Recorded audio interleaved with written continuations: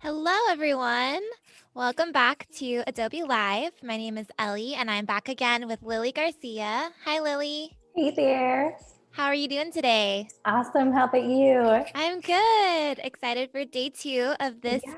editorial design stream. Yesterday, if you missed it, we were over in InDesign, and Lily was working on a client guide, redesigning a client guide for her own business, and working on making it interactive. So we're going to continue that today, and it's going to be really fun. If you missed that stream, you can watch the replay. But say hey in the chat. Let us know where you guys are watching from. We have Voodoo Val back again today, and Lisa and Anthony. So say hi, feel free to ask questions, and we would love to hear from you guys. So where are you right now, Lily? I'm in Salt Lake City, Utah. Cool. Yeah. How is the weather there? Is it cold? It gets cold, right? Yeah, it does. In the mountains especially, we get tons Yes. of snow, but it's Yes. been pretty nice lately. Nice. Yeah. Cool. Well, we have a full schedule today. We can go ahead and take a look at what is going on, all the other streams that are happening. So 7:30 this morning, there was a getting started stream with Spencer, and then there was a Photoshop Daily Creative Challenge with Jesus, and then photo compositing with Farah, and an Illustrator Daily Creative Challenge with Claudie was right before this. So if you missed any of those streams, you can watch the replays and get all caught up. Then right now we're live with Lily until about 2 o'clock, when there will be an XD Daily Creative Challenge with Jesse. And then at 2:30, a draw along with Kyle. And then at 3, rework it with Jesus and Claudie. So lots going on today. Make sure you stick around after the stream and get even more fun stuff from Adobe. So, and then if you want to take part in our Illustrator Daily Creative Challenge, Claudie, right before this stream, went through the whole challenge for today. The challenge is to design a poster, a fun sale poster using drawing modes and the gradient tool and the new recolor artwork tool. So make sure you're working on that during the stream. And then in about an hour and a half, Lily will offer some feedback on your designs. So make sure you're working on those. Cool. Let's say hi to everyone else who's watching. We have Reedy and Alessandra and Tiana, Antonia. So many people jumping into the chat. So thank you guys all for being here. Yeah, Voodoo Val says, I love seeing where you all are from. And I love that too. It's so cool to see people from all over the world. Like Lisa's from Sweden and Lucas from Brazil and Andres from France. So we have all sorts of countries joining in today, which is so cool. Lily, do you want to introduce yourself again for anyone who maybe missed yesterday's stream, and just give us a quick overview of who you are and your work again? Yeah, absolutely. So I actually started out in the nonprofit sector, not doing design, but through that work, all of these design projects kept kind of falling in my lap, and I just fell in love with the whole world of art and design. Yeah. And wound up spending many late nights on YouTube learning and teaching myself everything I could get my hands on.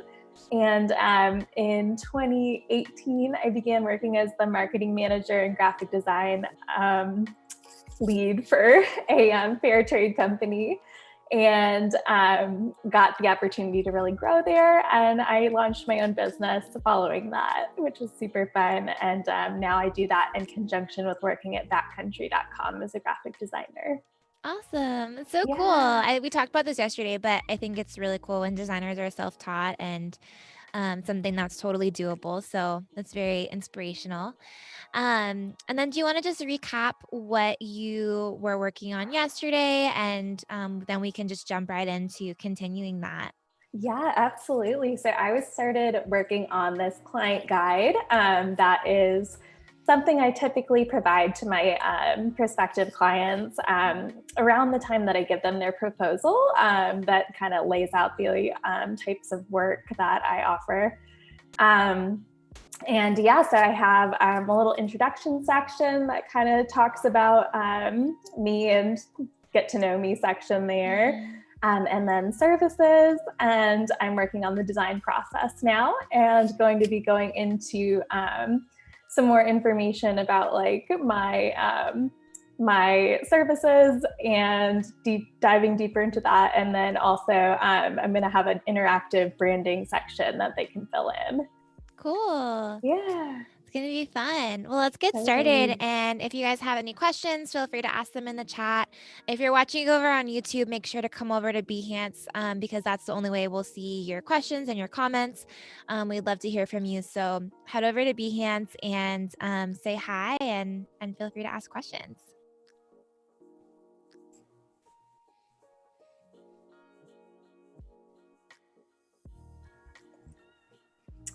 Awesome. Yeah. So I'm going to pull in some copy from my website that I have pulled up here. This is my new website I'm working on. And that'll be launching soon. I'm pretty excited about that. Yay. Did you write your own copy? I did. Yeah. I love to write. I definitely am not a copywriter, but it's a fun side thing to do for me. Yeah. That's a good skill to have. Copywriting is hard. Definitely.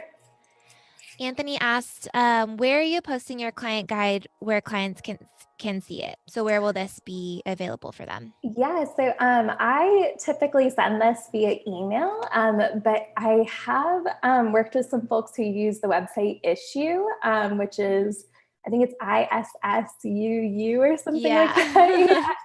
But it kind of creates a magazine layout that it actually like illustrates the pages turning and stuff. It's pretty cool. So that's a great place to host those things. And then I also use the service Honeybook for my client management. So I will be using that as well to kind of attach it to proposals. Cool.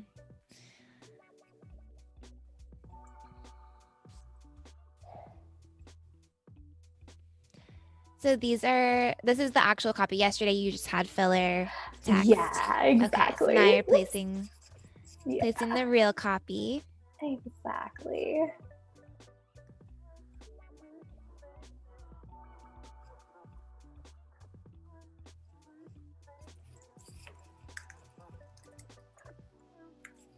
Cool. And then, so I'm noticing that the copy that you're placing in is a lot shorter than the placeholder that you had. How, like, is that something that, how are you going to like work around that, or? Totally. What are your tips on that? I'm definitely going to realign everything to make sure it's all lined up. And then to kind of deal with this negative space down here, I think I'm going to pull the photo down and kind of center this stuff more in this. Right. Just fill up the space more. Yeah, exactly. Cool.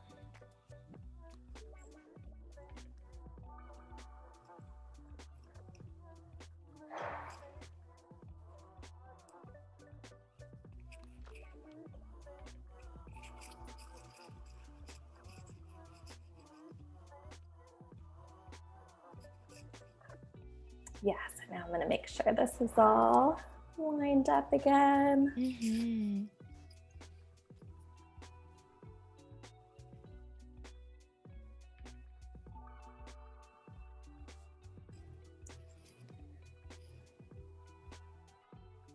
It's like we have more people joining. Hi, Kyle and Karina from New Zealand. Ali from Dubai, Kari from Scotland. Thank you guys for being here and watching.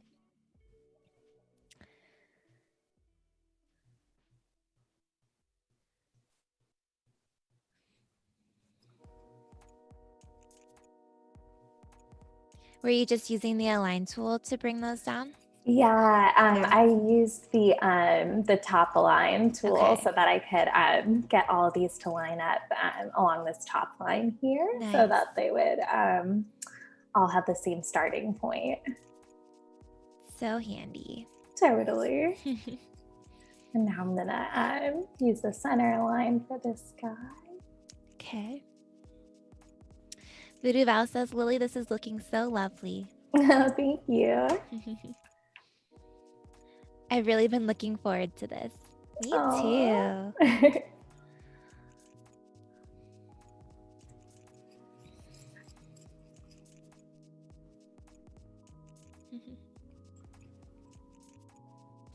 Now I'm going to bring this photo down a little bit, and to fill the frame, I'm going to use this fill frame proportionally tool. Nice. Let me play with this guy here. I think I'm actually going to make these guys center aligned here. Center to the numbers that are above them? I think I'm going to make the text itself. The text. Like actually, yeah. Nice. Make it a little more. Lucas says, love the colors that Lily is using on this piece. Thank you. Karina asked, what was your process to choose your brand identity? I'm starting with a Pinterest mood board.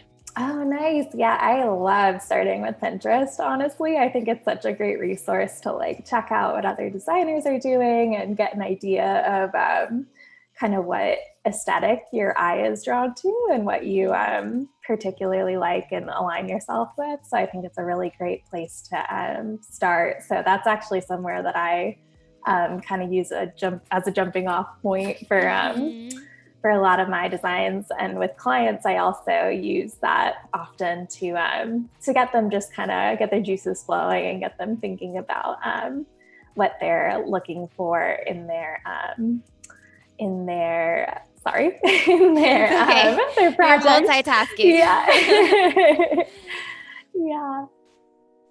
But I also love just drawing inspiration from like different places. Like I love just looking through like classic magazines and stuff like that, and just getting all that inspiration together. And I definitely recommend making a mood board first, so you can kind of start narrowing down what you're trying to design. Yeah, have a direction that you're going. Exactly. Something to keep you on track. Anthony asked, what's the difference between copywriting and writing our own stuff? Yeah, so copywriting is a service that's offered by a lot of people. So there are professional writers who are much better at this stuff than I am, who offer that as a service and write the copy for you. And then writing it yourself is a whole other process that takes a while. But yeah, it's fun. It would still be copy though. Like you would still be doing your own copywriting versus having someone else write your copy for you. Yeah. So yeah, Voodoo Val linked Lily's Pinterest in the chat if anyone is interested in going and checking that out.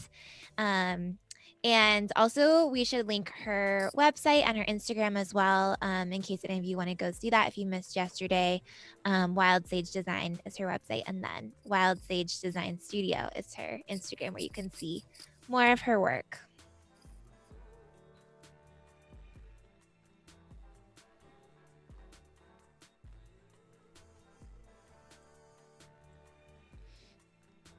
Cool. Nice. I know you talked about yesterday that like you try to have the same amount of negative space on every page to keep it all consistent. So filling up that page more. Yeah, it looks good. Thank you. Yeah, I think that's so important to like kind of keep the visual, just keep it really consistent and cohesive as you're reading through. Yes, for sure.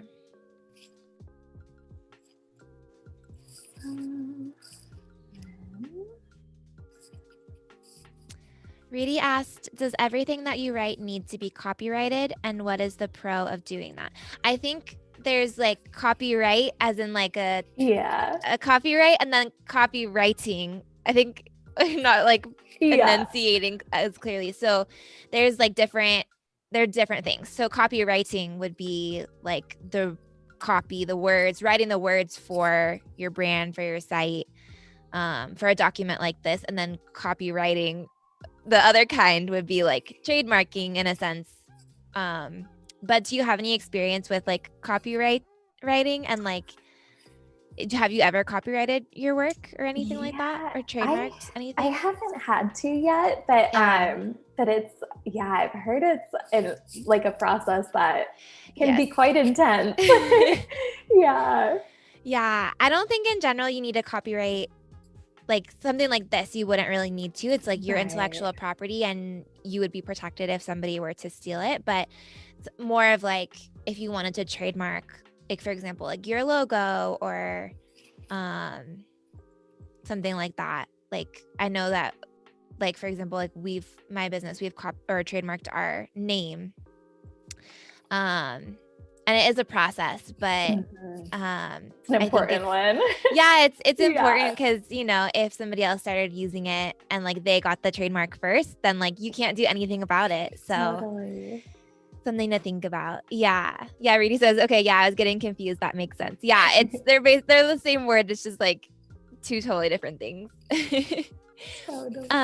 Voodoo Val asked, where would one find a copywriter? Do you have any tips on looking for someone to help you with copy? Yeah. I am part of a bunch of like creative groups on Facebook, and I often Yeah. see people posting in there. So I think that's a great place to start. I know like freelancing females Yes. is one that I'm in. I'm in a lot of female oriented ones. Yeah. Um, but yeah, and then also like there are a lot of copywriters who have like Instagrams and Pinterest. So like social media is Sure. always a great place to look as well. Yeah. Yeah, definitely.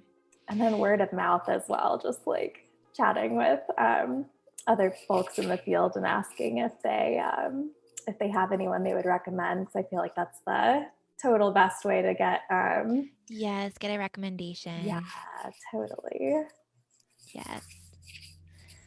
Oh, thank you, Val. She's dropping all the links. Oh, She just thank dropped your you. Behance too. Oh, awesome. So thank you.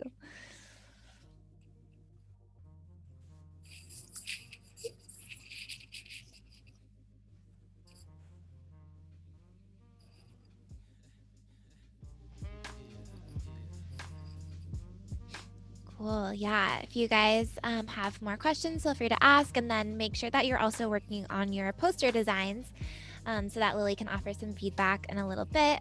The challenge for today is to design a poster and to use drawing modes, the gradient tool, and the new recolor artwork feature in Illustrator. So I'd love to see what you guys create. Yesterday, the challenge was to design some sticker sets, and it was fun to see the things that you guys came up with. So even if you don't finish it fully, even if it's just kind of like a rough draft, still submit it because it's great to get feedback and great to like learn from Lily and learn from others in the community. So make sure to submit.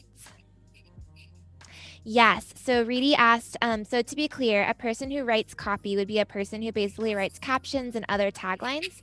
Sorry, I'm new to all of this. Yeah, so copywriting as a process, I think, is like making it your intellectual legal property. So like you can copyright, I believe you can copyright like any kind of intellectual property, right? Yes, but I think Yeah. she's talking about the other kind now. So like Oh, clarification gotcha. on like if you're gonna write copy, Yeah. what does that entail? Oh, totally. Copy is like any of the text Yeah. that goes into like your website, and that includes like taglines and all these little blurbs here and all that good stuff. That's all copy. Yeah. Lika says, I'm following Lily now. Great stuff.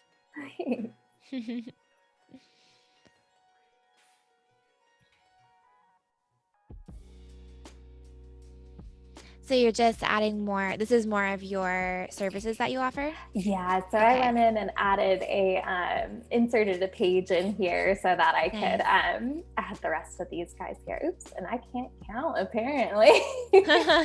Whoops. 4, 5, 6.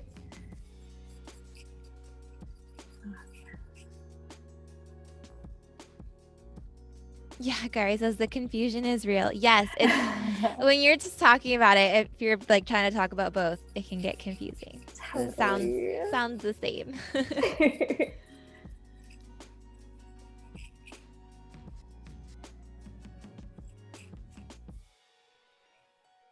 think I'm going to do a little button here that links to my services page. Cool. And yeah, we talked about this yesterday, but this is a great way to keep your color palette all in here so you can have easy access to it. Yes. If anyone doesn't know, do you want to show how you could save your color palette? Absolutely. I typically go to like Adobe Color. So I can show, oops. Yeah, I love using this website for color palettes. Oh my goodness. Now we're on Pinterest. Just all over the place. All over the place. Color. That's okay. Here we go. Okay. Yeah, so I don't know why it's popping up a little magnifying glass there, but yeah, this website is an awesome place to design color palettes and kind of get inspiration. There's lots of like trends you can explore by different colors, and like it's awesome. And once you have created a color palette that you like, you can hit the save button if you're signed in, and that will save it to your library. And you can also create additional libraries. So like for here, I have one for the fair trade company I worked for. And then this is an older library of mine. And this is the current one. I need better names than my library. But yeah, so like you can see all the color palettes I've saved working with different clients. You can kind of see through here, and you can also rename them to make them a little more.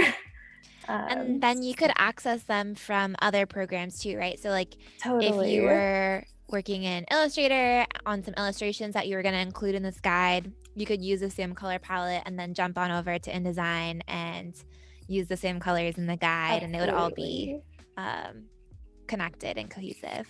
Totally. It's super handy. Thank you for showing us that. Yeah, of course.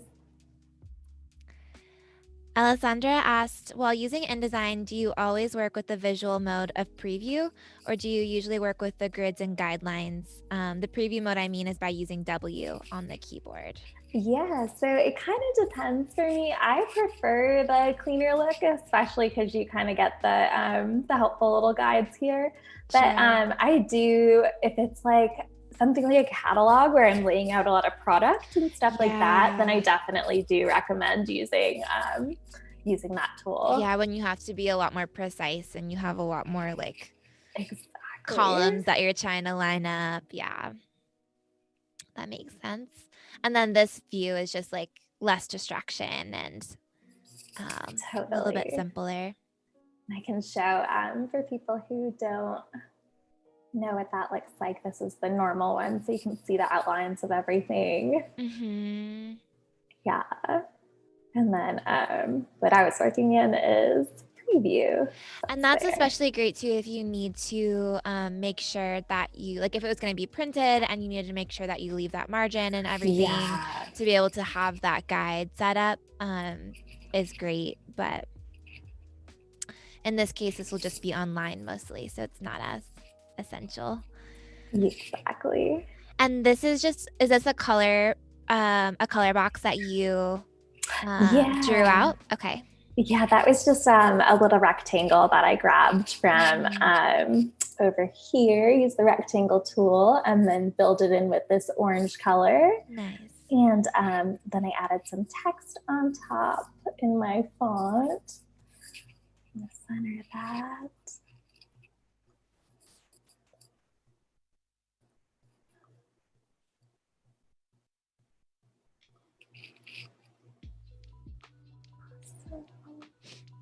And I'm going to make this into a little button that will go to my services page. Cool. First, I'm going to align these guys. Awesome. And yeah, to make it into a button, I'm going to go to interactive for PDF. And I'm going to draw a frame around here. And right click, and I'm going to do interactive, convert to button, and add action. I'm going to do go to URL, and then I'm going to type it in my website here. Cool. So handy. Totally.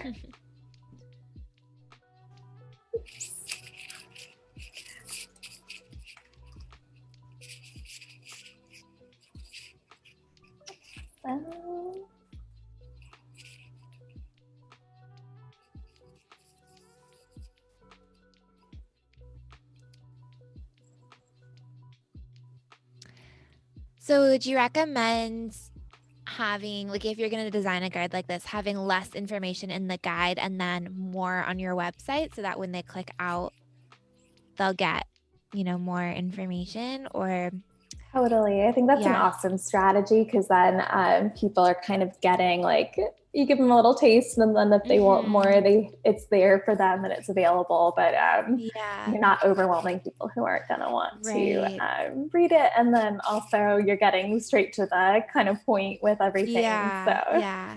they get the whole overview there.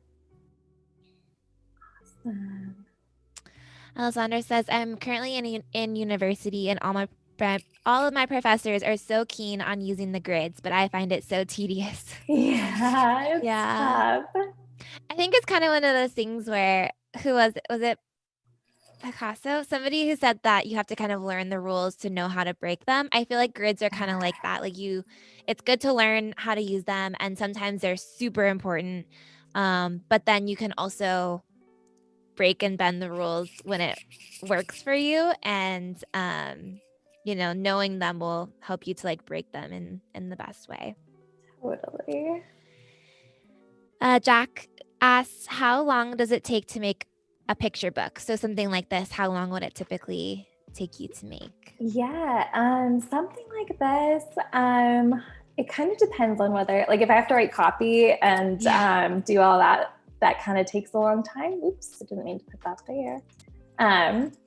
But yeah, it kind of depends because like a lot goes into like the branding aspect to make it like cohesive, like Right. actually coming up with like the illustrations and the colors and everything and the fonts. So that process can take a while, but actually putting the book together it probably would take, I would say like maybe 8 hours total of work for something like this. Yeah.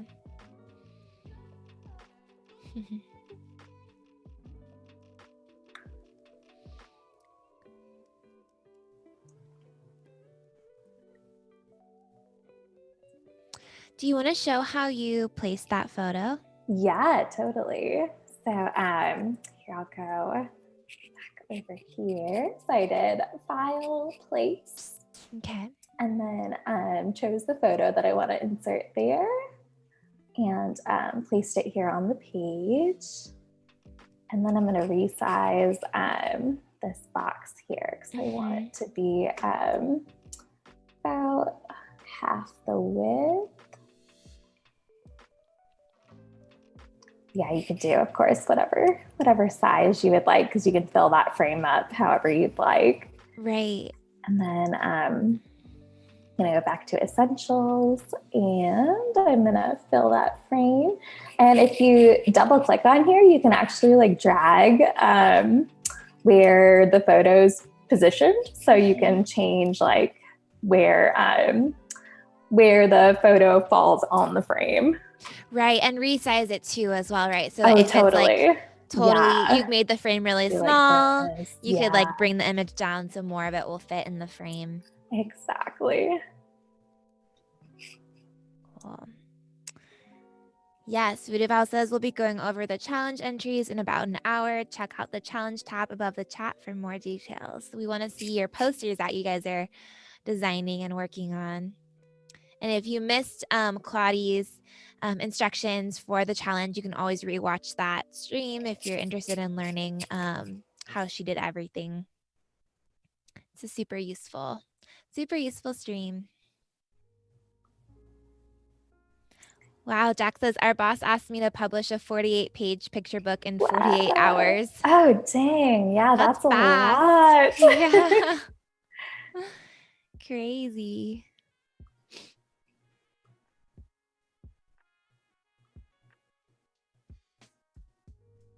This section is going to start the branding section, like the questionnaire part, which will be Cool. interactive. And this is another colored rectangle that you put down. Exactly. And Cool. I'm going to layer them like this. Oh, nice.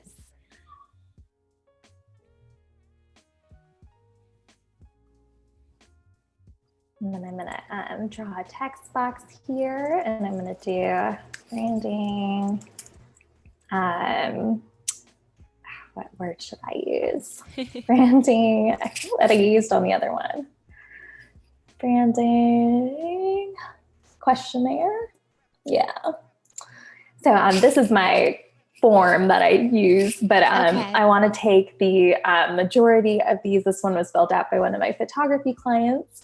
But I want to take these questions that are kind of brainstorming questions and add them into this document. So as folks are going through, they can kind of brainstorm what they're thinking for their branding.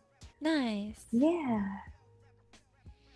Yeah. Part of, I think, guiding your clients is knowing the right questions to ask and getting them to give you the information that they may not even realize that you need. Yeah. Do you have recommendations on like what kinds of questions you should be asking someone? Absolutely. Who's going to work with Yeah. you? That is a process that like took, oops, that was huge. That's a process that took me quite a while to get the hang of, because it's a lot of like trial and error, but because there were certain things that like I wasn't asking initially, and then I would get like halfway through the branding process and I'd be like, oh, I don't really like how that looks, or I had something else in mind. And it's like, you gotta kind of think like 10 steps ahead to what you need to know to design something that they're gonna like. And I definitely recommend on like on Pinterest and other kind of, even like Googling, you can find a lot of kind of branding workbooks and like client intake forms that are from other designers. And that's a great resource to kind of at least start thinking about like what questions you need to ask. In terms of what I ask, I do for like, this is a branding project and web design. So like I asked, what's the meaning behind her brand's name? If they already have the name. Sometimes they don't when they come to me, and that's a little tricky because you have to help them kind of uncover that. And then if they have a slogan or tagline, what does your business or product do? Give me an elevator pitch for your business, like who you are and what you do. And then I try to get into these adjectives of like what are words that you'd use to describe your business if it was like a person? Like what would their personality be? Yeah. And then of course getting into like your ideal customer, because you always want to be in the customer's mindset as well, and the audience's mindset, and thinking ahead to like what that person is going to be attracted to.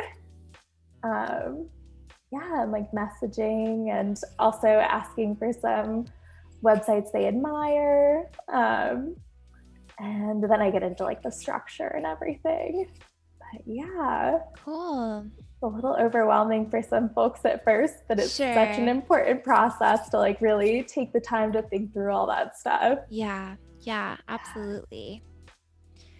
Ludoval says, yes, I love asking a client for words. Yeah, I think that's really powerful to just get those like kind of simplified lists of the qualities that they're looking for in your work. Jessica asked, do you need a certificate or have to have a degree in English to do copywriting? Is it fine to self-learn if you're doing it for yourself? And how did you learn to do copywriting? Yeah, I just write for fun. I'm definitely not like a copywriter, but I have friends who are copywriters, and like some of them did go to school for, English and studied it, and others are totally self-taught. So I think it kind of depends on the person and how comfortable you feel with writing. Yeah, for sure. Yeah, definitely something you can be self-taught in. Totally. Yeah.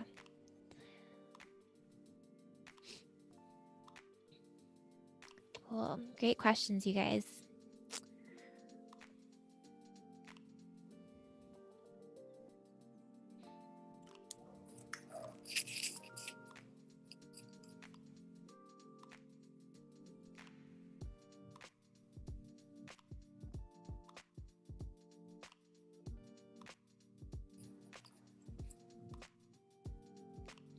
Reverb Mike is asking if you're a spring or an autumn. Ooh, probably an autumn. You can Yes. tell by the orange. Like, Yeah. yeah. Yeah. I love summer and winter as well, but Yes. definitely autumn over spring. Okay, yeah. He says like the questions you're asking are kind of like the old dating show for businesses. And so Oh then like yeah. you can ask these questions too. Totally.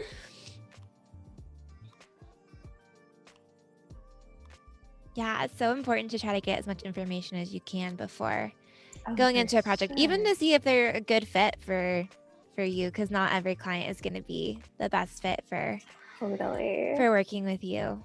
That's such a hard mindset, at least it was for me to like get over, because I like in the beginning, it's like you often, at least I did, I struggled to find clients in the very beginning because like I was self-taught and didn't have a portfolio yet. And it's such a challenge in the beginning that you kind of carry that mindset over sometimes and are like, oh gosh, like I need to take on every person who comes to me with an inquiry.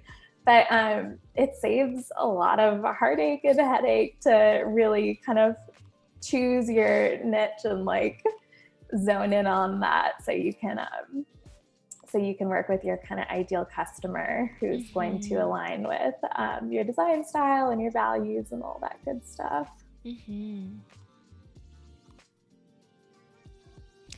Lucas asked, you're using really good pictures. Where did you get those?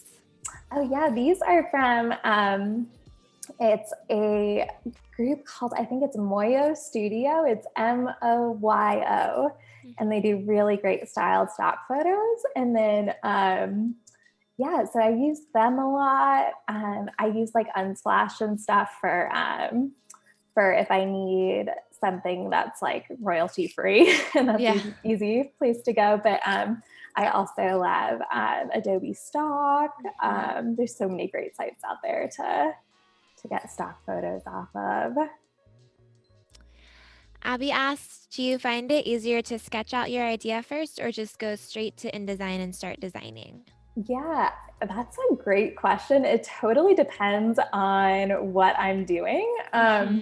When I'm doing like logos or branding work, I often do start in a sketchbook just so I can I'll like write out the name of the company first or the business and then like start looking at like the letters from a visual sense, like which letters can interact with each other in what way, and just looking at the name of the business almost like it's a shape, if that sounds, I know it sounds weird, sense. But yeah, looking at it like it's more of a geometric thing than like letters, because then you get to start playing with it and turning it into art. And so I usually start in a sketchbook for that kind of process. And for something like this, I typically, I will like create like a concept outline that kind of goes through like everything I want to include in here and all the copy. But yeah, for these kind of projects, I tend to design mostly in InDesign. Yeah. Nice.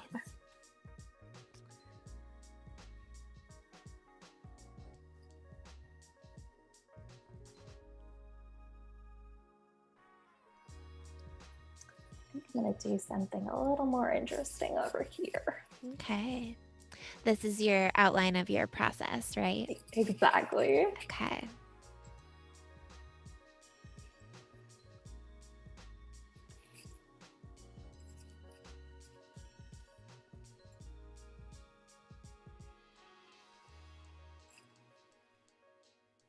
I was just looking at it and noticing there are a lot of numbers going on. So I want to kind of mix it up a little bit. Yeah. Okay.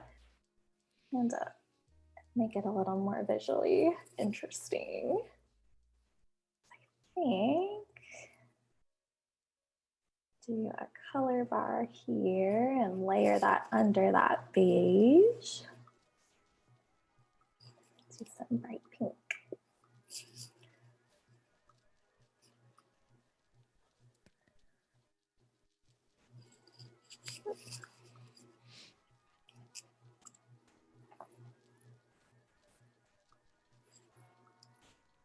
So you just pulled that layer down Yeah, to lay it underneath the exactly. other bar.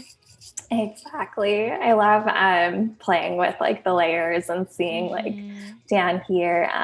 Like I love creating like little overlap sections like this. Like this is a super fun way to kind of create dimension and give something more of a 3D appearance. Sure. Yeah. So love doing these kind of like woven layers almost. Yeah, that's really cool. fun.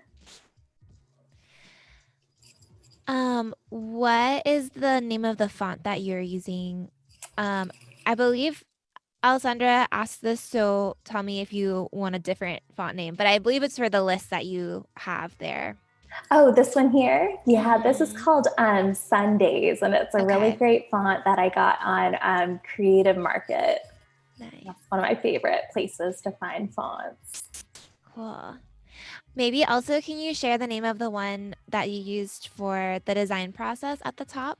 Oh yeah, absolutely. So this one here is called, I don't know if I'm pronouncing this right, Bon Vivant and Bon Vivant. I don't know if that's, but yeah, that one is also from Creative Market. Cool, thank you. Rudy says that font is so gorgeous. Oh, thanks. Yeah, getting into like font design is something I've always wanted to do, but I just got an iPad and an Apple Pencil for the first time, so I'm like practicing hand lettering and stuff, and I'd love to get into doing some of that. Yes. Yeah, it's so detailed. Like it's so, I mean, I haven't done it, but I just from like hearing other people talk about it and even just studying type in college, like it's such a detailed, like intense process. But it sounds so fun and so cool to have a font that you created that then you can use in your work or share with other people. Yeah. And I decided to duplicate this line down here because I forgot I had a line down here already and want to make sure these guys match up in their weight. Nice. Create a little consistency there. Yeah. That there, and then I'm going to do another one underneath. And so I'm going to pull this layer all the way to the bottom.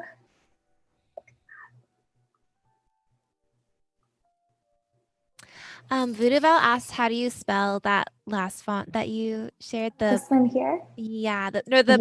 Bomb. How do you say it? Bomb. Oh yeah. It's that one. Yeah, BON space VIVANT. Thank you. Yeah, and this font is super cool because it comes in. It's got the SVG, which looks like totally handwritten. If you look close, it's super cool. It's got like this texture to it. Oh yeah, it has the thicks and thins, and it's super nice. Looks like pen. Yeah, that's really nice. Yeah, Lucas says Voodooval is so quick with the links, and yes, she is. She's on it. It's awesome. Yeah, Rudy says, yes, I literally just upgraded to the big iPad with a pencil so I can get into all of that. Isn't it a creator's dream? I'm using it now. It's so fun. It's like almost overwhelming. I'm like, I don't know what to do first because there's so many fun things to try to learn about. Yeah, I've been playing with Illustrator on the iPad because I use Illustrator to make all of our mock-ups for sets and mock-ups for clients when we're pitching ideas. And so I've just done it all on my computer, and now I'm playing around with like drawing them out in Illustrator on the iPad, and it's so fun. Like, that's awesome. I've been spending way more time on it than I normally would because I'm just like playing around and testing everything out, and it's really fun. And so easy to go back and forth too, which is like so nice. Totally. So, because there's some things I think are a little easier to do on the computer, and then some things are easier on the iPad, so you can kind of like bring it back and forth. Totally. I love that it gets like saved to your Yeah. Creative Cloud library, and then you can Yeah. just It's so have easy great. access to it. So great. Sure, I love this guy.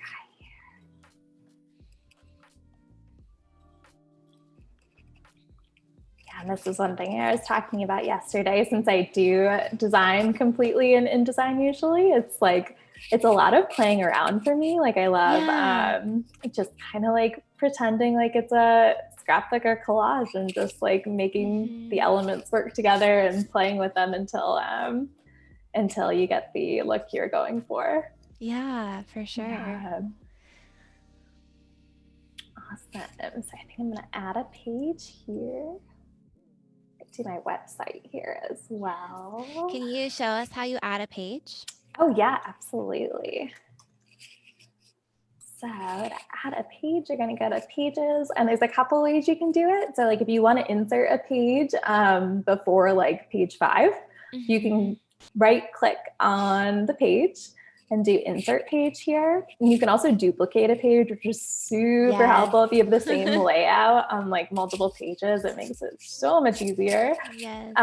But you can also just go down here and click the little plus button, and it'll pop up with a new one. Nice. Yeah.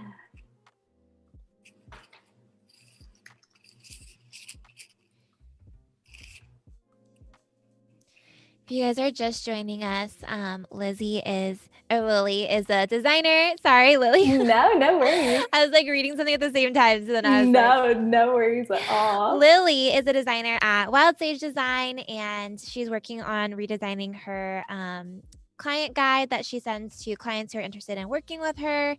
We're working in InDesign. So if you have questions, feel free to ask them in the chat and say hi. And also make sure to be working on your poster design for the Illustrator Daily Creative Challenge that we'll be looking at in a little bit. And you'll be able to get some feedback from Lily and feedback from the community as well.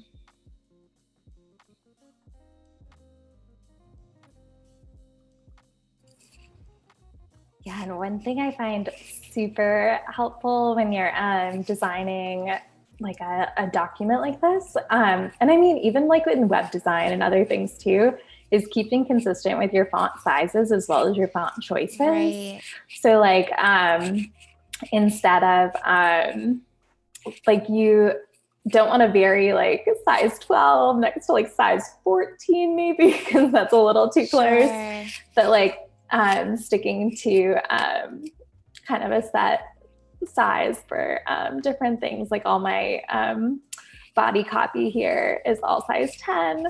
And then when I do these headers, I tried to make them all 25. And you can definitely use several varieties, but it's nice to like kind of pinpoint and like even write down ahead of time, like, okay, I'm going to use this size for heading and this for body. And have kind of a guide for yourself, even of like, here's what all my headers are going to be, and here's what all my body will be. So then it's like consistent all the way through. Exactly. Misty asked, how do you work with page numbers on the master? Misty, are you asking like about adding page numbers, or maybe you could clarify this question a little bit more specifically about what you're curious about with page numbers? And then we'll make sure we can answer that for you. Totally.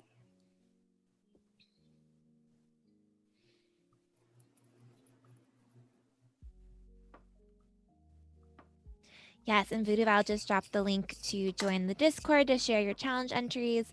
And there's also information in the challenge tab right above the chat. So make sure you go and submit and show us your poster design.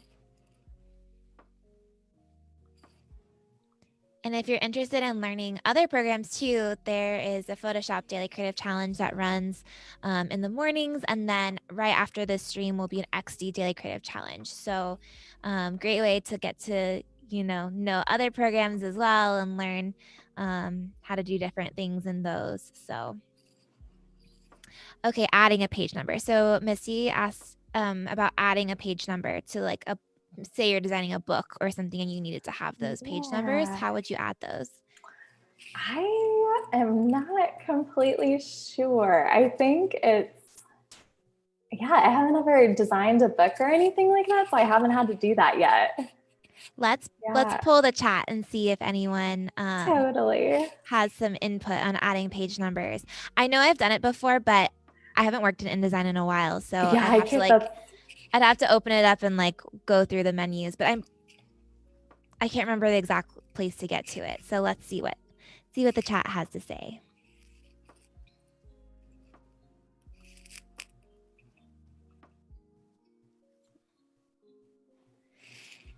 Cool. And yeah, for that sort of thing, I love using like Adobe's website as a resource because there's so many great tutorials. And the forums are so nice. Like, Yes. questions and yes. get answers in real time, and it's awesome. Yes.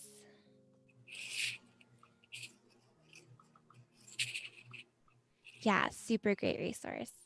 Totally.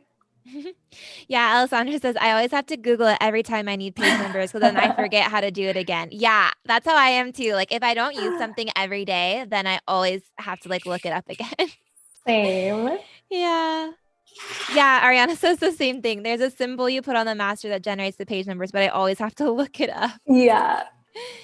Yes. Okay. Abby says you'll use the insert special characters located under type. Yeah, that sounds right. Oh, yep. Cool. Yeah. That makes sense. Totally. Thanks, Abby.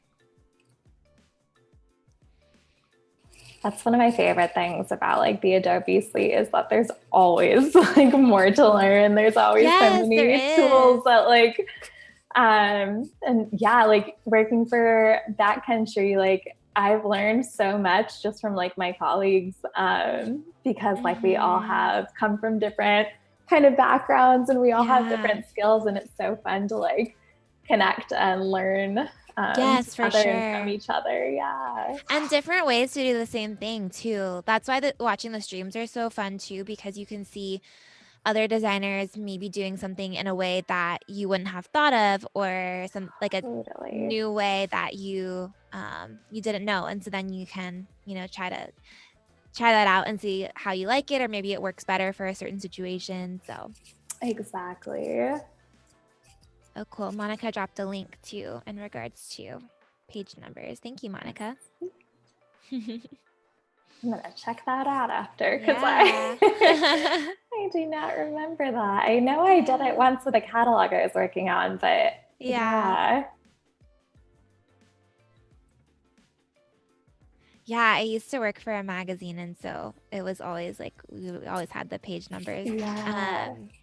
But it's been a couple years since I've had to add those.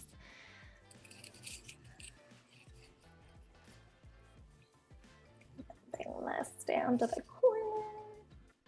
Is this going to be another button, a clickable? Yes. Link? Yeah. Okay. I might, now that you're saying that, I might change it to like say visit my website or something. Since it is a button, it doesn't really need to say the URL. Sure. Yeah. Let's see. Visit Wild Seed online. Nice. Oops. Yeah, Abby says I absolutely love using the master pages in InDesign. Yeah, that's super, because you can apply like the same style all the way through your document, which is so helpful. Yeah.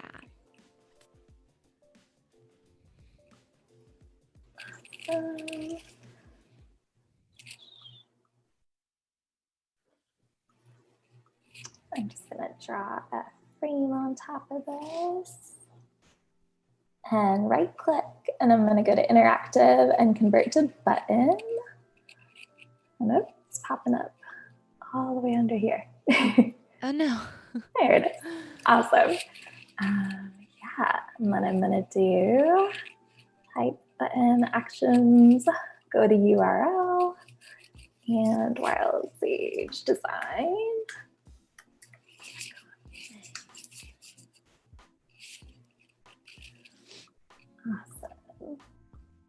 And yeah, if you're using the frame tool, you want to make sure it's over the text as well. Because then if the text is on the top and it's not linked, then when people click on it, it's not going to go anywhere. Yes. Okay. So you want the frame to be placed on top of the text instead of the text on top of the frame. Exactly.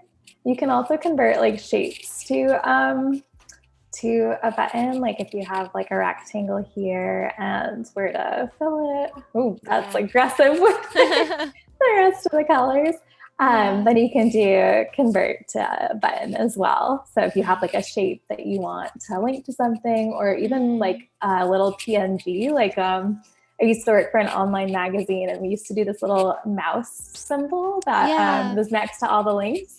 And so we convert that to a link as well, and everything like within that box was under the frame, and you could click on it. Nice. Yeah. I think I'm gonna make this extend and then drag this over.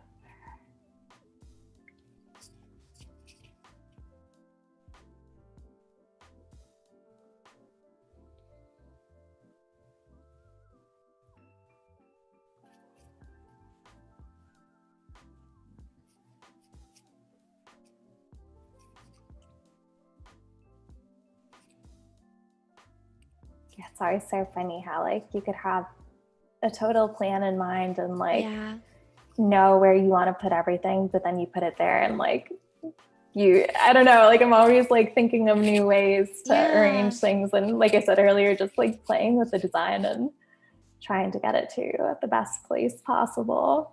Yeah, I mean, sometimes things work better in your head than when you get them out there. And so, yeah, not getting stuck on the one idea that you had, but being able to kind of go with what actually works best with the elements that you're needing to include is important.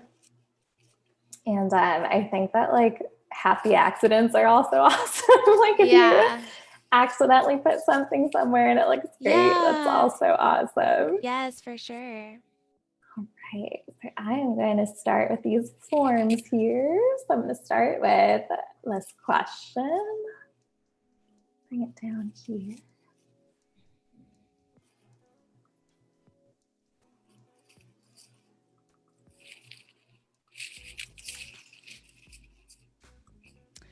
Karina asked if you use a mouse or a pen, or like a tablet, I guess. Yeah, so I can actually show you. I use this little guy. It's like a laptop touchpad, so that's super helpful. But I also often use just a mouse. Your mouse, so, yeah. Totally depends on just what I'm doing. Yeah.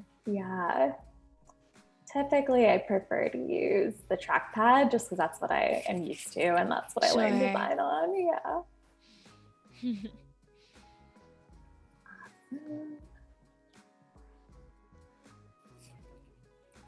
Yeah, River Mike says, yes, Bob Ross, happy accidents. Yes. It's true. What do you say? There's no mistakes, only happy accidents. Exactly.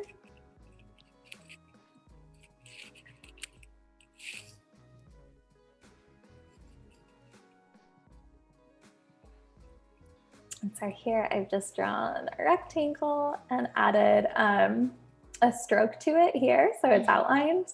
And then I'm going to bring the opacity down a little bit just so it's not as visible as everything else. I'll zoom in here. And I'm going to right click, interactive, and I'm going to do convert to text field, and that'll make that a fillable field that people can type in once this is exported as a PDF. Nice. So once they fill it in, would they just send it back to you? Do they have to like save it, or how does that work?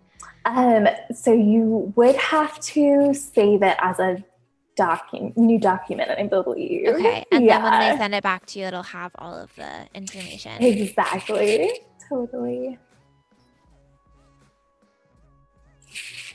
I'm going to throw another picture in here. Let's do...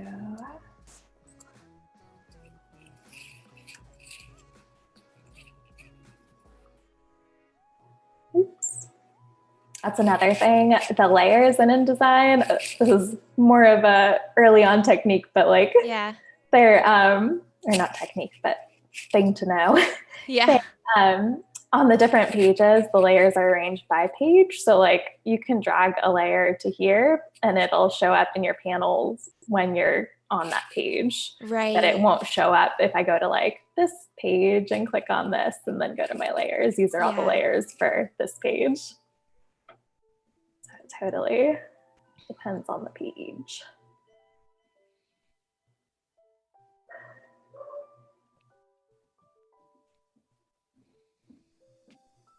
We have about 30 minutes until design feedback. So make sure that you submit your poster design for the Illustrator Daily Creative Challenge. You can get all of the information for it in the challenge tab above the chat. And yeah, we want to see what you guys make and how you play around with drawing modes and the gradient tool and the new recolor artwork tool. And just go ahead and submit, even if it's not all the way done yet, and you can get some feedback and some critique to improve your design. So I'm excited to see those. They were so good yesterday with the stickers. Yes, it was so fun. That was awesome. Yeah. Abby says that's an awesome feature, the fillable text. I'm always bringing it into Acrobat and creating a form. So yeah, you can just do it right here in InDesign without having to bring it into Acrobat.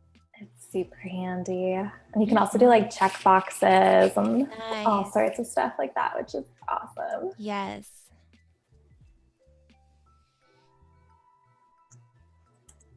And there I just copy pasted that. Get another one that's exactly the same. When you copy paste it, does it stay interactive or do you have to like click it and make it a fillable text box again? It should stay interactive if that's nice. Yeah, totally. Let me copy paste. You don't have to go through that process over and over. Exactly.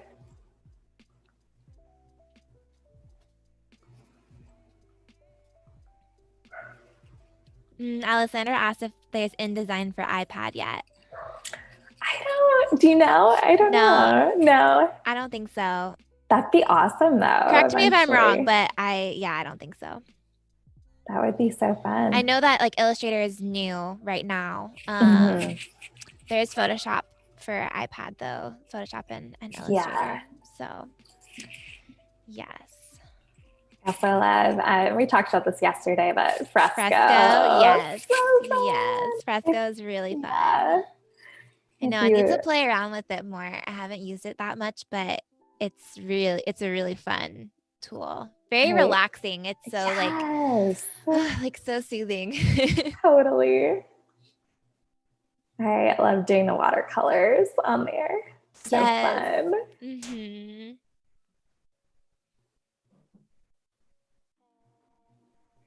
Yeah, everyone's saying they wish there was InDesign for iPad. Adobe Comp, yeah, but it's nowhere near as good as InDesign. I do kind of feel, I mean, I think InDesign on iPad could be cool, but I do feel like a lot of the features it's just kind of easier to do, I think, on the computer versus like Illustrator and Photoshop. It kind of makes more sense because working with the pen and those things are super handy, but I mean, that's kind of just my opinion, but could be useful for certain things for sure, especially like kind of working on the go. But yeah, I feel like that might be kind of tricky for like some stuff to do on a touch screen. I think so too. Yeah, I think so too. Yeah, just because InDesign requires being so precise with like measurements and stuff. Yes. Yeah.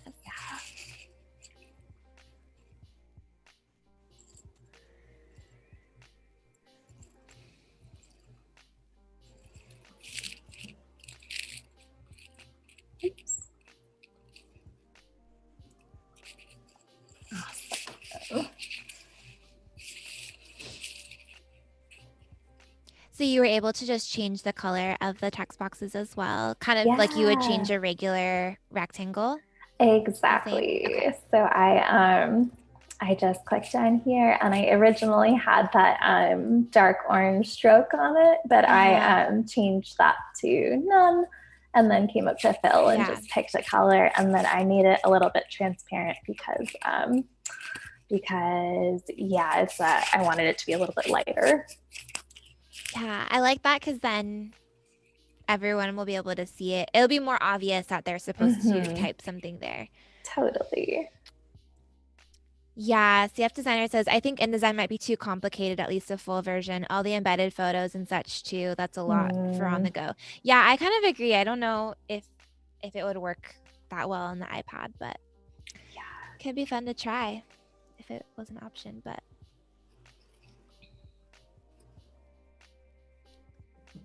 yeah.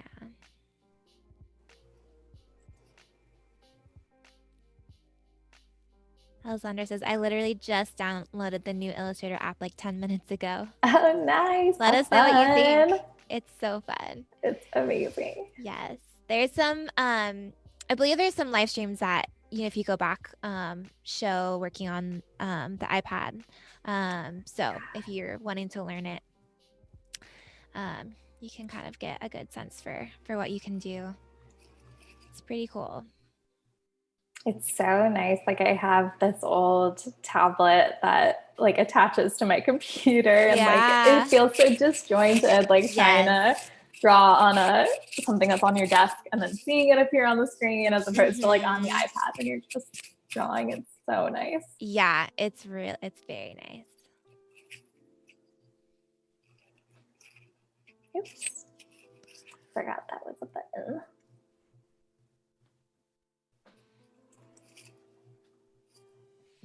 So what happens if someone, say they have more to say that can fit in that text box? Will it make a little scroll, or will it force them to only put what will fit in the text box? Do you know what I mean? No, I totally do. I'm trying to remember. I used to have to make them, so I'm gonna go to interactive. Let's see. Buttons and forms. I think it's a scrollable thing. Okay. I believe that would be nice. Yeah, that would be ideal. Totally. And I unless know you don't want them to put too much information. Maybe some cases you want them to like tailor down, but yeah, like I mean, if it's like an address or a phone number, you might not need like the full shebang there, but.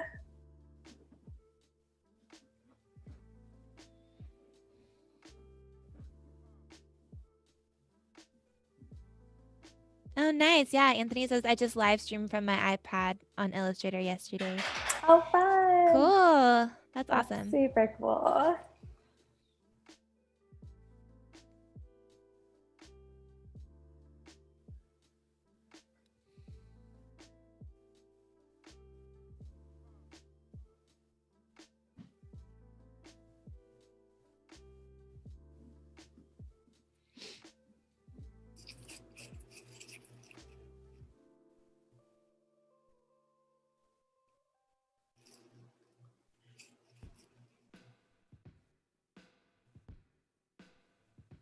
They're heading up here. It says your vision. And I'm going to do it in that cursive font because I want it to be a little bit of an accent. Cool.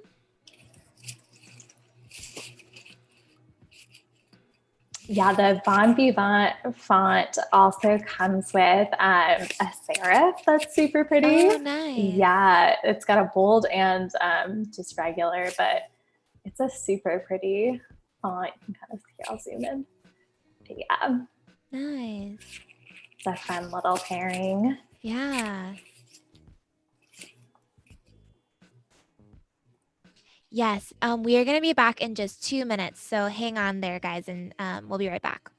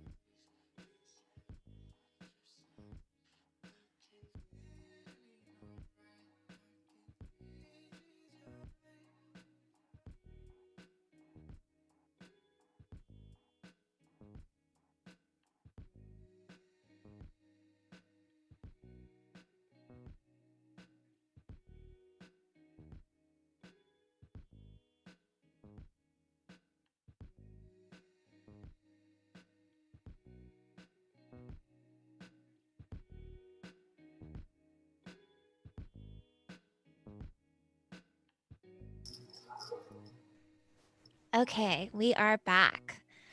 Um, Lily, Abby says your spacing is an OCD's dream. Thank you. I totally feel that. So, I'm going to add another page in here. Not a couple more pages while we're at it. Cool. And I think I'm going to keep this pink bar going along the whole bottom of the branding workbook, just to differentiate it a bit from the first section. Cool. Yeah. Make it seem like it's its own. Exactly. Would you ever send just the branding workbook separate from the beginning of the guide? Yeah. Yeah, I definitely would. And you can also export like a certain page range when you go to export. So yeah, so if you like create it all in one document and just want this section, you can say like pages like 6 through 9, and it'll just export that that portion. Yeah, that's really handy. You don't have to make a whole new document. You can just kind of pick and choose what you want to include.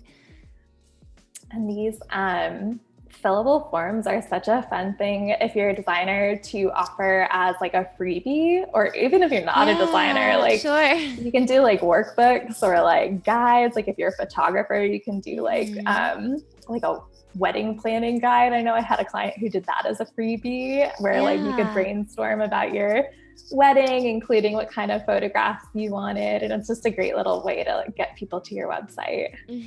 Get people on your email list too, if you have one.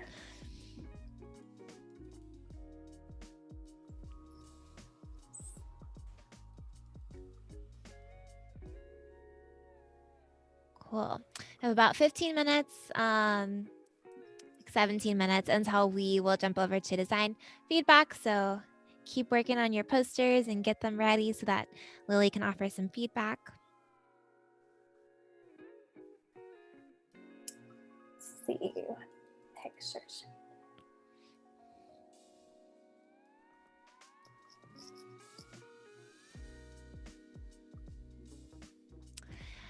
Jessica has another question about copywriting. If you were to get a degree in order to work as a copywriter, then what area of study would that degree be in? I suppose it could be in advertising, marketing, or English, but I might be wrong. Yeah, that's what I would guess. Yeah. That's what I would guess. I don't completely know, but yeah, that's all of those. I think you could definitely apply, or you could even do, depending on what your school offers, you know, an English degree with a minor in advertising or a minor in marketing or something like that could be really useful. So you can kind of get the best of both worlds. But yeah, sounds right. And then Abby says, these fillable forms are the highlight of my day. I work for a nonprofit here in the States, and we're in the process of transitioning documents for virtual use. So awesome. Yeah, this is perfect. I can show some like other types of forms too, like check boxes and stuff, because those are super handy too. We would love to see that. Yeah, that makes so much sense that I didn't even think about that. Now people are probably needing their documents to be more online. Because people are maybe not coming in somewhere to fill something out in person. And so this is super useful for this time right now. Totally. So much changing. I know, so much going online. So you can go interactive and do convert to checkbox. And then you can kind of see what that will look like. And there's different options. Oh, cool. Trying to remember how you get those different options. Let's see.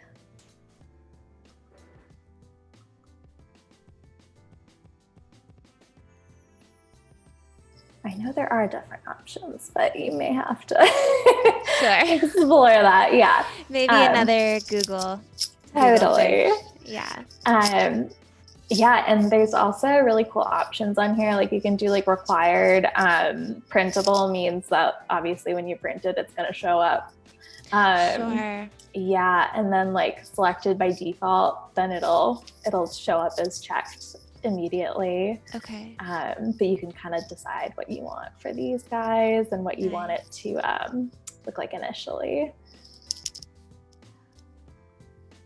I actually do need checkboxes, so I'm going to keep that down there. Cool.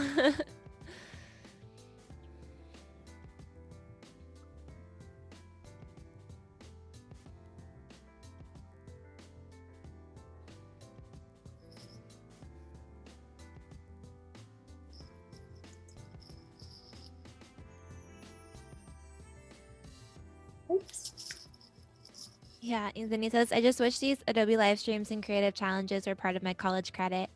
That would be so nice, but it's still training. It's still gonna, help you grow in your skills, and especially the challenges, like taking part of those will help you use tools that maybe you wouldn't have used otherwise, and get feedback and participate in the community, which is, I think, super valuable. Yeah, a really valuable part of school is getting feedback. And so if you're, self-taught and you want to learn from other people and get their advice, like the challenges are the best way to do that, because you get that feedback that you would get in school otherwise. So totally. I found that to be a super helpful thing when I was teaching myself, was like reaching out. I mean, I didn't know about this platform and I wish I did, but just like I used to reach out to lots of people and just ask for advice and feedback, but this is such an awesome place to do it. So valuable, because, other people will see things that you may not see yourself because you've been, with your nose in it for so long, and be able to offer input that you maybe wouldn't notice. So it's very valuable. I totally loved about working under creative directors, that you get their perspective too. It's just, there's always so much to learn and someone else's perspective to gain. Yes, for sure. And I also think like those creative challenges are such a great way to learn new skills, like practicing. We talked about this a little bit yesterday, but like practicing in like another brand style is such a great way to add to your portfolio. And then like also just explore new tools and new design styles that you wouldn't have normally picked. Yeah, absolutely.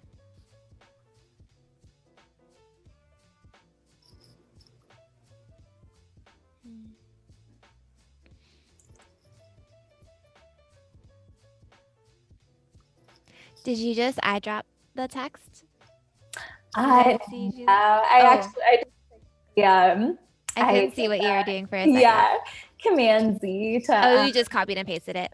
Yeah, well, I undid. I originally made this shorter and then I didn't like it, so I did. Command Z, if you're on a Mac, is which is awesome. Cool. So handy. There's so many great like keyboard shortcuts. Yeah, that one's probably the most used, huh? At least for me, it is. Same. It's great because it's like, it's so quick that you can really play around with your designs and just change it in a heartbeat if you need to. Yes, for sure. Awesome.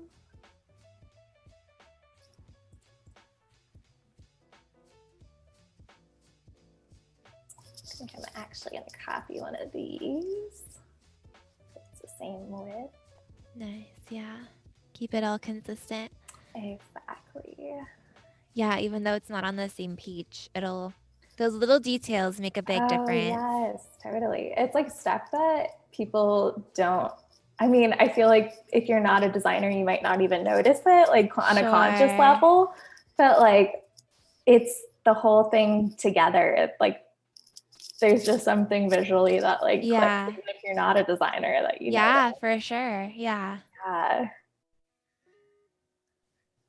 Just adds to the kind of polished aesthetic. I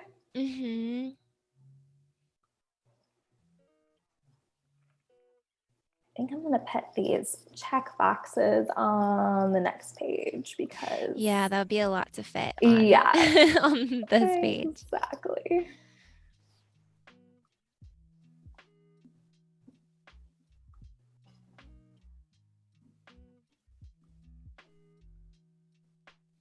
Yeah, we have about 8 minutes till we'll hop over to design feedback. So if you have more questions for Lily, make sure to ask them now.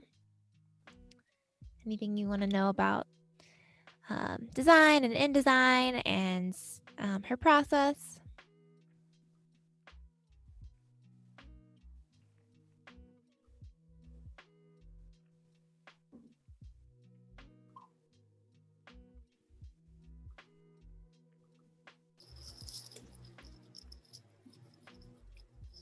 And this is super funny, but it's a total pet peeve of mine when there's a dash.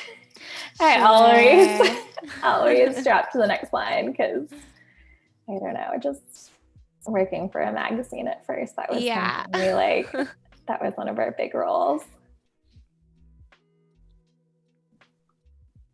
Although sometimes like aesthetically you do want like justified text where it's all in one nice stacked column. So definitely not an all the time role.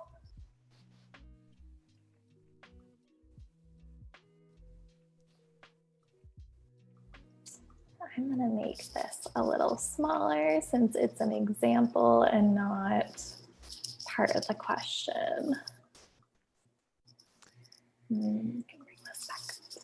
Looks like we have some people just joining us now. So if you are just joining, Lily is a designer at Wild Sage Design, and right now she's working in InDesign, redesigning her client guide that she would give to clients who might want to book with her to give them a sense of her process and to get more information from them.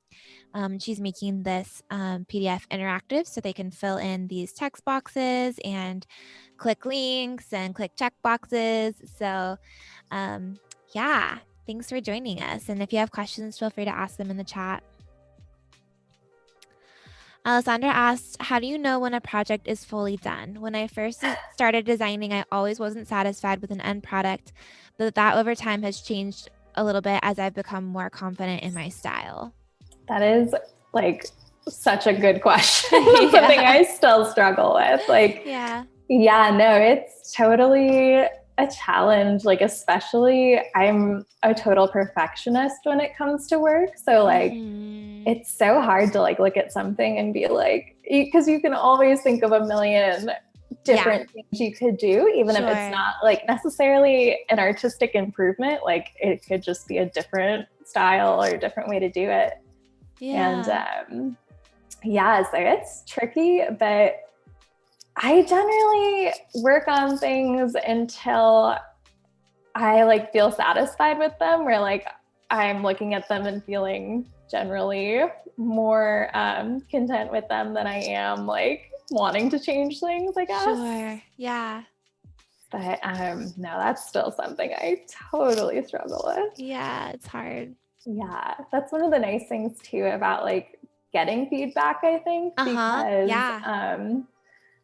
like other people can help you know when it's done. Like the more you get that feedback and kind of I think that's a great way to help with that process. Yeah, absolutely.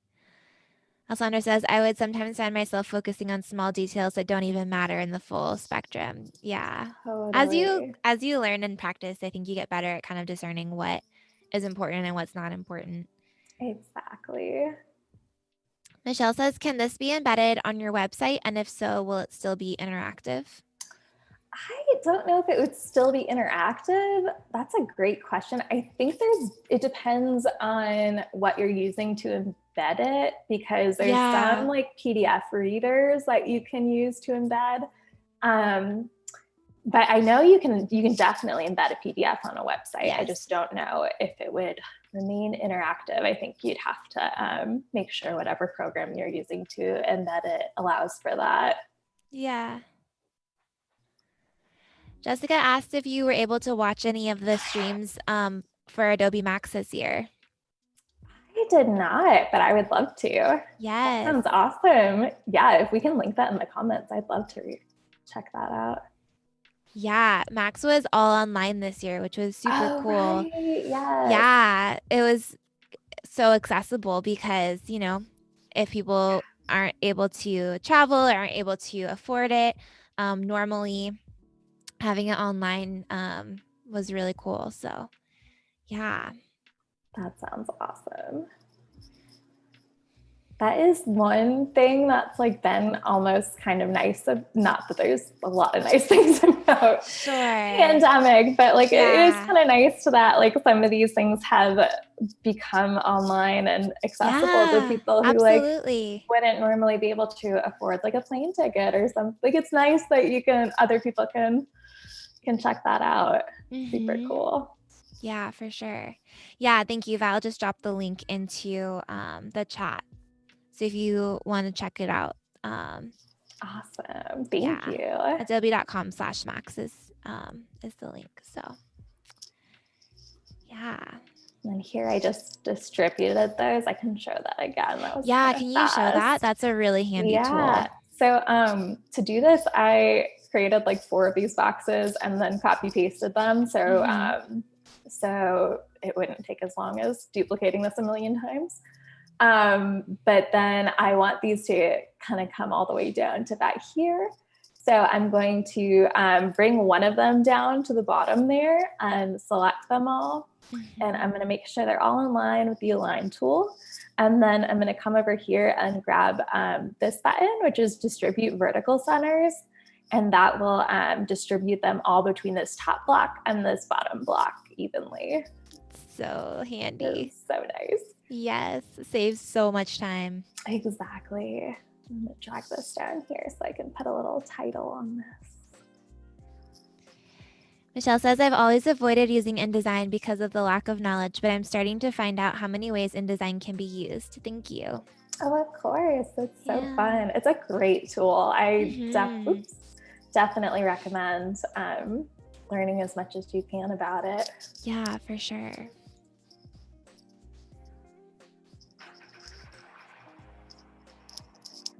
My door keeps opening back there. Oh no. Oh my God, I don't know what's going on. Windy. Yeah, and then he says, adding those squares, my favorite time-saving technique. Yes. Totally. Definitely a time saver. Oh yeah, Vuduval asked, nice. What was that trick called again? Aligning them all evenly that way? What's the name of the button that you hit? So that's distribute vertical centers, I believe. So if you select all these, it's right over here under distribute objects, and we hover on it. Let's see. Yeah, distribute vertical centers. And you can also do like different there's so many different ones. Yeah, like if you were to pull this like over here and highlight them, you could also like make them all go between like that. Like there's so many things you can do. Yeah. It's awesome. I'm gonna add one more of these just to make that spacing work. Okay, last chance to submit your posters for feedback. So submit right now, and we're gonna head over to the challenge and review. Can't wait to see them. Yeah, me too.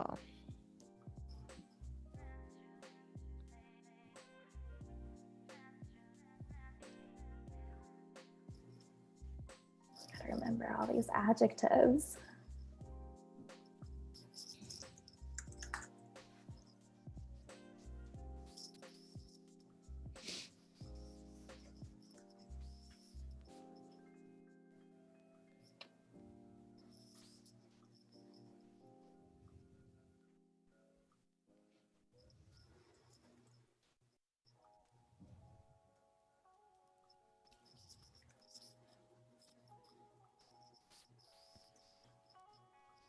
All right, let's head over to design feedback. And if you missed the stream for today's challenge, the challenge was to design a poster using drawing modes, the gradient tool, and the new recolor artwork tool. And Claudia went through all of this earlier. You can watch the replay, and you can still submit to this challenge later if you want to get feedback from the community. So don't worry if you didn't have a chance to do it yet. So, okay. So this was what Claudia designed. So really fun. I love the gradients that she used. And so again, if you want to learn how to do this, You can watch the replay. And then here is our first entry. Nice Adobe stock photo there. Totally. That's awesome. I remember yesterday we saw these stickers, so it's fun to see them in a poster now, to see that design. Absolutely. I love that font that you've used for like the date and on all breakfasts served before 11 a.m. Like that's very, it's got a lot of personality. Yeah, I would maybe, I'm not sure I would hide the menu word up here. Yeah. Just to make it a little more legible. I do love that idea. But I would maybe, if you're gonna do that, I would maybe make the words a little bigger, or the letters a little bigger, so that it doesn't obscure so much of the word. Yeah. Yeah, good tip. Nice. Oh, I love that gradient. Yeah, beautiful gradient. I love these little stars so cool. Too. It's very retro. I love it. Yes. Yeah. I love how the fonts kind of fit together. Like it's very cohesive. Yeah. I would maybe say that breakfast and deal are a little close. Like it looks like breakfast is a little bit smaller of a font size than deal. And I would maybe increase spacing in deal rather than the font size if it's going to be that close of a discrepancy there. Sure. Yeah, for sure. Oh, here's some, these are coaster designs. So I love those. Yeah, so this was from a different day in the challenge, but this is so fun. And making this mock-up is really fun. Let's see. Totally. Oh, there's different ones. Okay, let's click on this one. Oh, I love the orange and pink. Yes. I love it. I love this font choice too. Totally. Yeah, great job. Here's another poster. Oh, cool. Yeah. I really like that gradient in the background. It's really nice. I think I might change the URL, excuse me, to be a little more of a heavyweight font because it could be a little hard to read with the with the honeycomb behind it. Yeah, especially once it's printed, could kind of get lost. Very, very fun. I love the honeycomb. I think that's really fun. A really cool detail to add some texture. Yeah. Oh, I love this too. Nice. Yeah. Yeah, that's a super cool gradient in the background. I might like take out maybe like one of the colors, maybe not colors, but like areas of color just to make it a little less busy. But I love the colors you chose. I think they look great. Yeah. Yeah, the colors are so fun. Maybe I also would move this. It's a little bit hard to read, kind of like flip it maybe so it's horizontal. I feel like it could be a little bit easier to read that way. Yeah. Yeah. Other than that, looks great. Definitely. Okay. Oh, here's a sticker. Yesterday's challenge was stickers. So this is so cute. Oh, I love it. Great job. Okay, here's another. This looks like it was a menu. So from a previous challenge. Yeah. So retro. I love the retro feeling and the colors. Same. Yeah, that one I might bump the contrast a little bit, like with the colors, like make the background a little lighter or the text a little darker, but otherwise I love it. Yeah. I think another tip too could be to bring this heading closer to the body copy because it feels a little separate.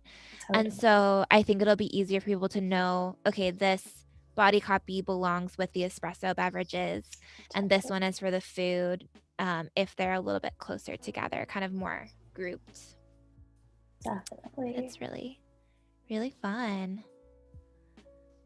Oh yeah, cute logo. Oh, I love it. So nice. I love this detail, the steam coming from the Oh, coffee cup up yeah. into the design. I love that. Yeah. It's a really cool thing. Yeah. And a gift card. Oh, I just noticed the O in shop and coffee or cup of Oh my coffee. gosh. That's so This one is cute. filled with little details like that. I love that. Yeah. So creative. That's awesome. That's awesome. Oh, cute. Okay, so then this is like a whole little series. So we got these little cupcakes. I really like how you've Sky. reused like shapes throughout all of the Yes. designs. Like it makes it very cohesive. Like the steam Yeah. is the same and the stars are the Yes. same and the coffee cup's the same shape. The colors too. Yeah, it feels like it all really belongs together. Oh, how cute. Totally. That's awesome. Nice. Yeah. Oh, I love that bottom one.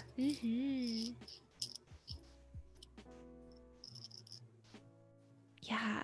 I think the only thing in this one that stands out to me is the color of these cherries. I feel like everything else is kind of like, I guess the coffee color too, but pretty much every other color is like reused throughout the design. So maybe this one could also either be reused somewhere else, or it could be maybe one of these other colors could be used for the cherries so that it feels a little bit more like they belong. Totally. But everything else is so like tight, you know? Yeah. Yeah. Cool. Well, thank you guys for submitting to this challenge. Like we mentioned earlier, you can submit later on and still get feedback from the community, and make sure to stick around because there will be an XD Daily Creative Challenge after this. So if you're interested in participating in that, make sure to watch the stream after this one. But thank you so much for submitting.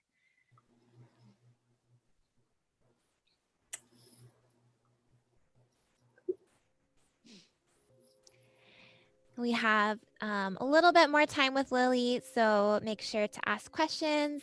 If you're interested in anything that she has talked about so far, yeah, make sure to get those questions in now so that you can learn all the things from her while she's here.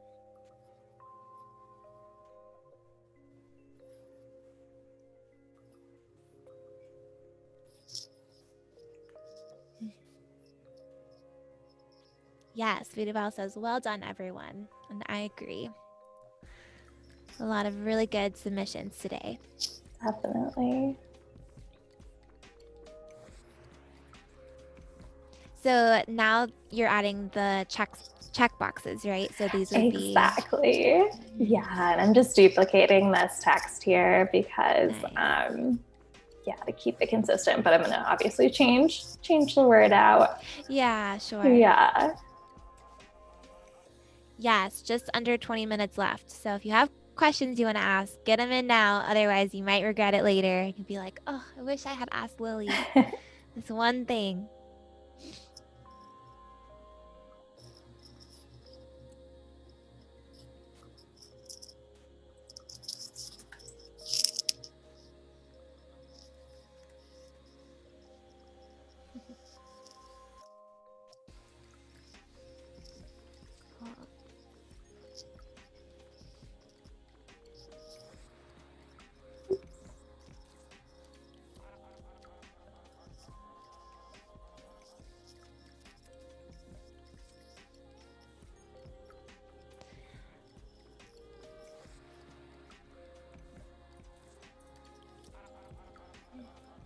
I like that you ask about a secondary target audience too. I think that's a really good question, because sometimes there are like, here's the main audience, but there's another, like I know one company I worked with recently, like they're targeted towards Gen Z, so like kind of a younger audience, and then they also needed to target the parents of that audience, because a lot of times the parents would be the ones who would actually be purchasing or buying the products. Even though, they're geared towards this younger audience. So that's another layer that's good to think about when you're designing, is like, is there someone else that could also benefit from this or need to, desire this product too. Absolutely. When I worked for the fair trade brand Swahili Coast, we were an ethical fashion brand. So like largely we were targeting people who, were really interested in issues of like social justice and stuff like that. Yeah. Yeah. And like they cared about like how their clothes were made. But then at the same time, we were a beach brand. So we also had to like focus on like people who like to go to the beach and like people in warm areas. And yeah, that makes sense. Totally. So it's always good to think about like more than one.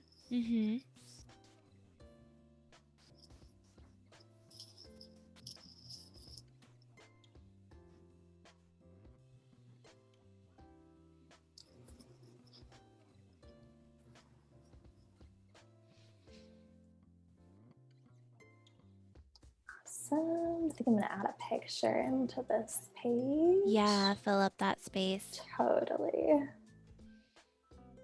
Let's grab this one. Yeah, this is such a nice thing about like getting a collection of stock photos is it makes it so easy to like put together a document because you can really just kind of pull from that and know it's going to be consistent. Right. You don't have to worry if they belong with the other photos or not. Yeah. Or like if you do want to get your photos from like Unsplash or like another place, like creating a collection yourself beforehand is awesome because like then you can just pull from them and you don't have to be thinking of like 900 things at once while you're like deciding, like worrying about consistency with your photos at the same time. It's a lot. Yeah, for sure.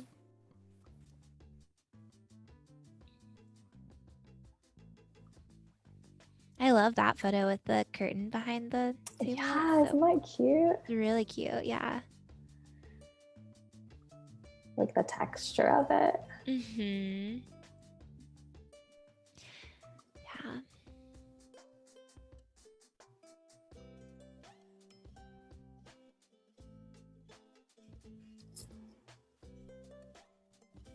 I think I'm going to take this frame and the text under it, and I'm going to duplicate it onto each set of pages.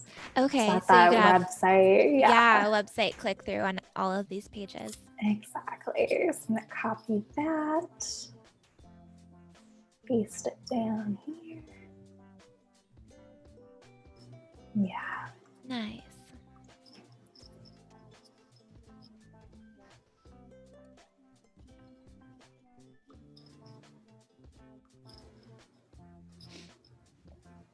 And I think I'm going to add some artistic kind of geometric elements to this page too, just to kind of keep it consistent with the other ones. So I had a line here, and I'm going to make it 4 point because that's what this guy was. Cool. So it's all similar. Yeah, all those details matter, like we were talking about earlier. Totally. Alessandra asked, do you mostly do design work on your own, for your own company, I mean, or do you also have other people that help and collaborate with you? Yeah, so I was going to start working with a team before I started working at Backcountry. I was getting to a point with my client load that I was like needing to take on a junior designer to start working with. But yeah, now that I'm working with Backcountry, I don't have as much need for it because I have a smaller client load for my freelance stuff. But it definitely is nice if like of people who have skills that you don't, like for instance, copywriting or like hand lettering is something I really want to learn, but I know it's not one of my like primary skills right now. So like I was just talking to my friend Katie, who owns a lettering company, and I was asking her like, do you want to collaborate so you can like create the lettering portions of these websites and everything. Yeah, it's so valuable to have people like that you can, because you would spend so much more time trying to do it yourself, and to Oh, be able to just totally. collaborate with someone else who has that strength is super valuable. Absolutely.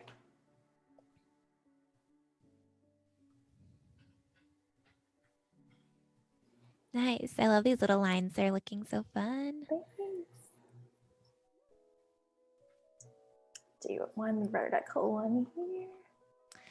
Jessica asked, how are you able to switch into the graphic design field? Did you do self-learning and offer your services, or did you go to a graphic design boot camp?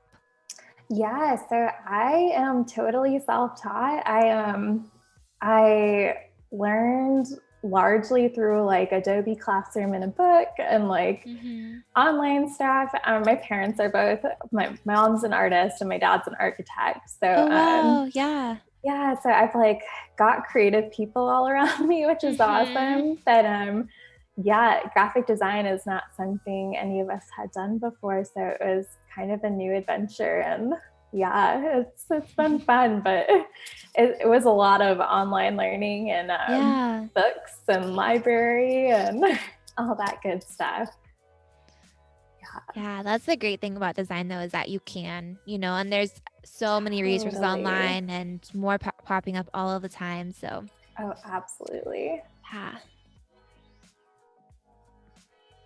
And I would say it's like definitely possible to like break into it. Like, Totally, I mean, if I can do it, like anyone can for sure. Yeah, for sure. Yeah. So yeah, just you gotta work at it and practice like anything else. And yeah, it's a great field to be in. I love what I do every day. Oh, that's awesome. That comes through in your work when you love what you do. And so I think that's really important.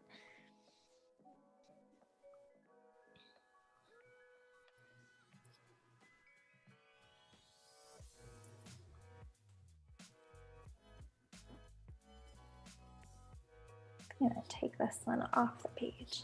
Oh, nice. I love the layering. It's really fun. I know you mentioned that earlier, that you like doing that. I think that's a really fun technique to play around with. Totally. Jessica asked, did you have to do a lot of networking, or did you already know people in the field in order to find a job in the field? Yeah, it was a lot of networking and portfolio building. Like, I think is so important because like people aren't going to be able to verify that you're a good designer if you don't have enough work. True. So like spending time like really exploring like your portfolio and expanding it and doing like creative challenges that you can add to your portfolio is also important, because otherwise like you can be good at, you can say you have the skills, but unless it's like actually shown in your portfolio, it's kind of hard to for people to know how talented you are. And that's so true. I think that's super important. And then also like the networking aspect, like social media is great for networking, but I also just like went big with applications. Like when I decided I was originally doing freelance and I loved it, but because I'm self-taught, I really wanted to learn under a creative director. Right. And yeah, start working with someone who had that experience so I could learn from them. And so when I decided to apply to corporate jobs, I just kind of went big and like didn't shy away from the bigger jobs, because I just it was and it wound up being worth it. So don't like doubt yourself and count yourself out before you've done that. Yeah, I think that's great advice. You never know what kind of opportunities will come from putting yourself out there. Totally. We have about 5 minutes left, so any last questions for Lily, make sure to ask them now. And also make sure to go follow her work, Wild Sage Design Studio on Instagram, Wild Sage Design online on her website, so you can keep up with her and the projects that she's working on.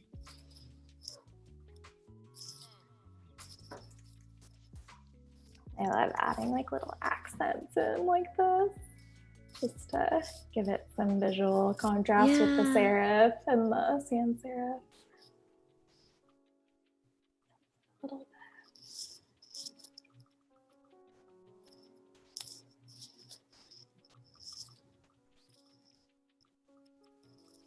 Nice.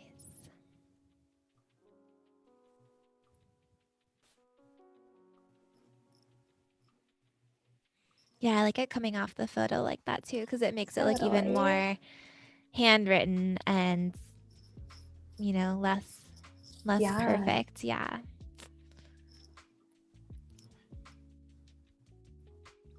I think I'm going to add a little touch here as well and make that the cursive. Nice. Yeah. Kind of like, I think you did that on one of the first pages in the guide too, where you had a little handwritten element. What is that? Yeah. Yes. Yeah. Yeah. Your name. Totally.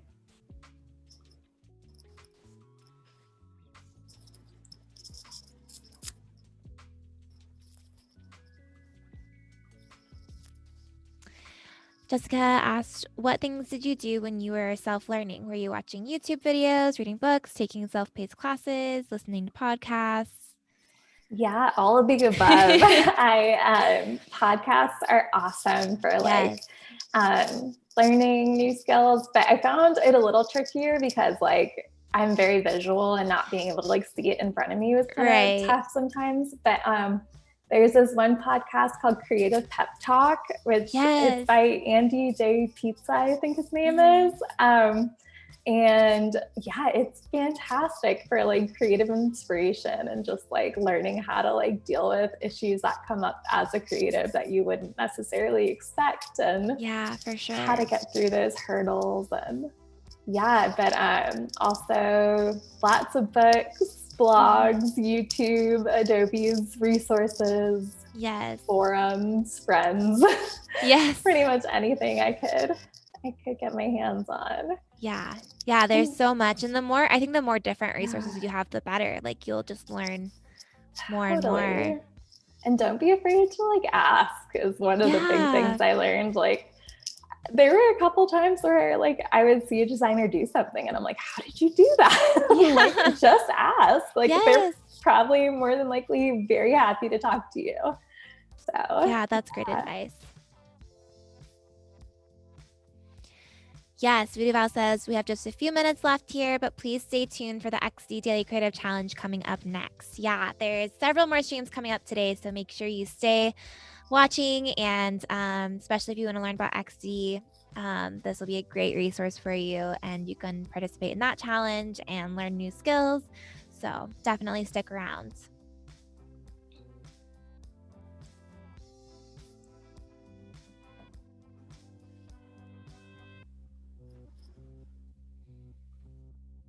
If you have any last questions, you probably have time for like one more question if you throw it up in there.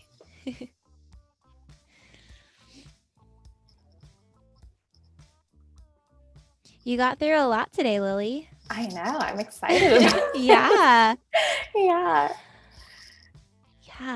We'll be almost ready for your clients and for your rebrand that's coming to your site. So yeah, make sure you guys follow Lily to see her new look that's coming, which is so exciting.